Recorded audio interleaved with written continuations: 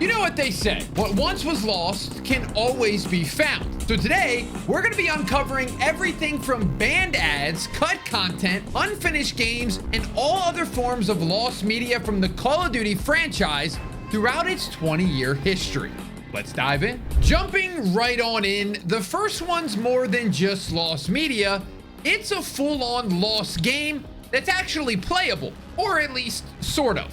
This is Call of Duty Future Warfare, or known internally as NX1. This was developed by Neversoft back in 2011, directly after the success of MW2. As the title suggests, this game was going to be set about 50 years into the future and features space combat in the addition to sci-fi weapons and gadgets, effectively bridging the gap between COD and Halo. Now, I'm sure there's been tons of canceled COD projects that never saw the light of day, but what makes this one special is that it's actually fully playable. Several creators have managed to get their hands on an early build of this game, and it lets them explore both the multiplayer and the single player. Now, judging from their footage, the game seems to run on the MW2 engine, so it's nothing too crazy, and I'm sure you'll recognize a lot of the foundation of the game if you played during the golden age. But the sheer number of in-progress maps and features is staggering for a game that never made it off the assembly line. In addition, the campaign is fully playable as well, with some missions seeming to be pretty close to finished,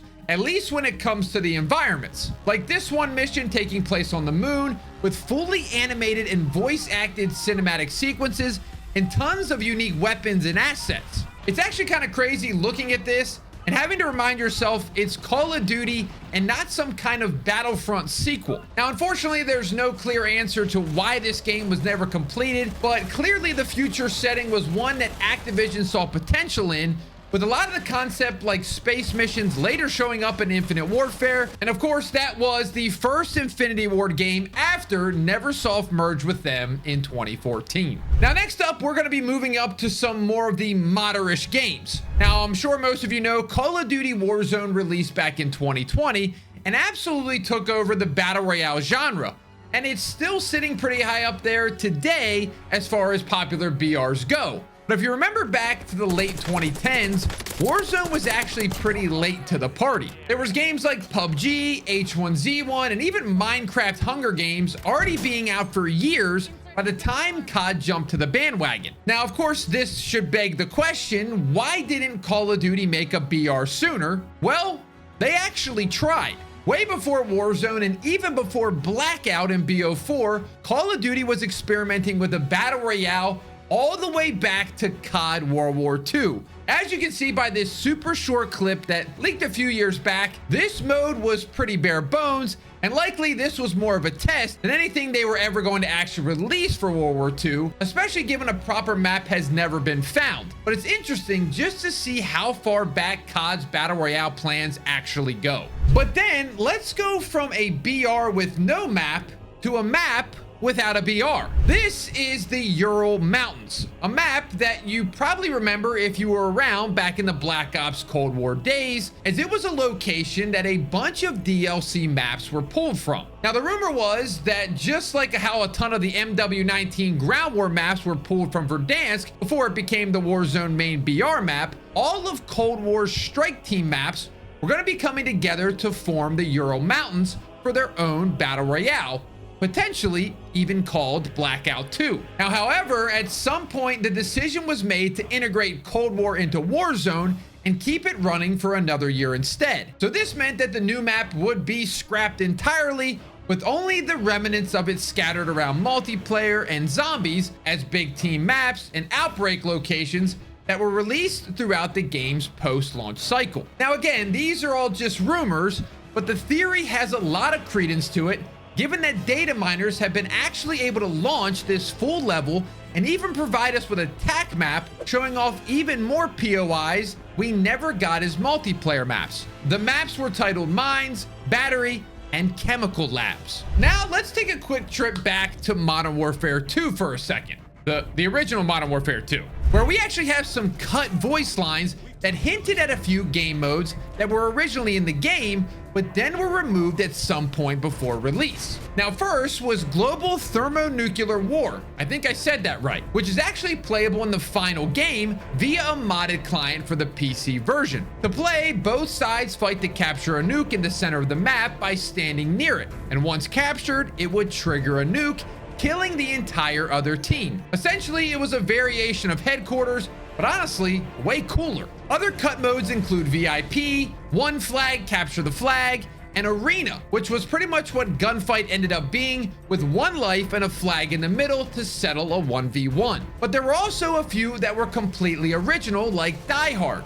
That gave everyone the perk Final Stand, which sounds awful, and DEF CON, which added modifiers to the lobby for each of the 5 DEF CONs. And speaking of MW2, we have one more piece of lost media associated with it that we'll touch on for just a second. Everybody, please direct your attention to this bizarre band commercial for MW2, which featured an uncanny valley animation of pitcher Cole Hamels providing a PSA for avoiding grenades. They actually ended the ad with a fake org called the Fight Against Grenade Spam, aka,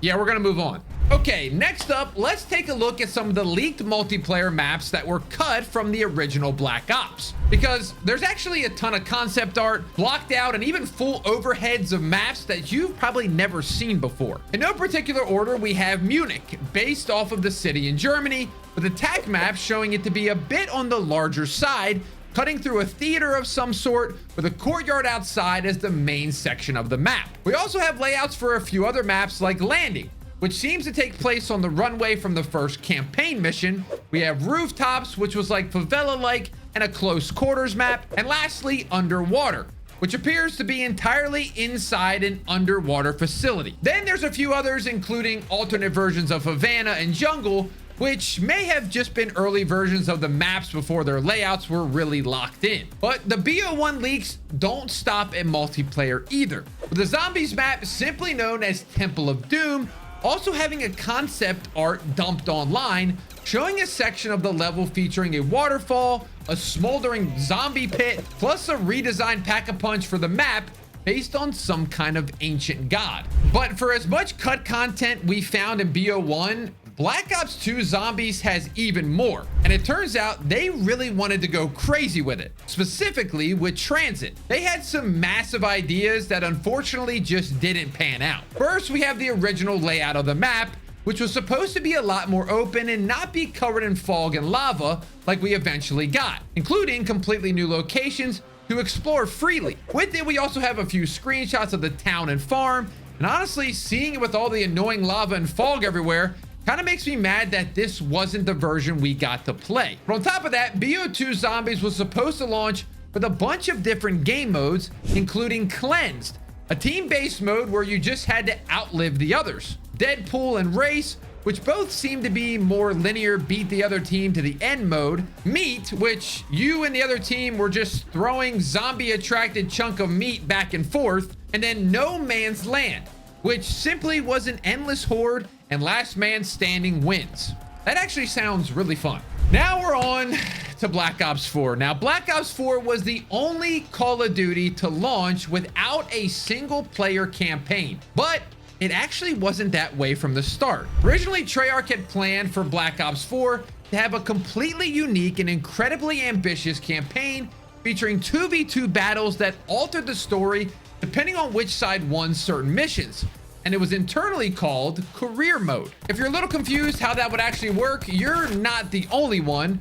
And clearly Activision thought it was a bit too much for the franchise too, as it was scrapped pretty early in development. However, years later, a ton of documents, images, and even some of the videos of this scrap mode were posted on a now deleted Reddit post. What's also funny about this mode is that after it was canned, Treyarch went through 2 more iterations of the campaign for this game, including converting the original concept into a traditional single-player experience, which was also canned, before pivoting to a third idea, Specialist War Stories. These were meant to be self-contained missions based around each of the multiplayer specialists, and according to the leaked concept art, would take place in Colombia, Iceland, Australia, Singapore, and Cairo. But Ultimately, as you know, this was also scrapped, and they just decided to push the game out without any story, other than a few audio logs and cutscenes that honestly still don't make any sense to this day. Don't black out, man.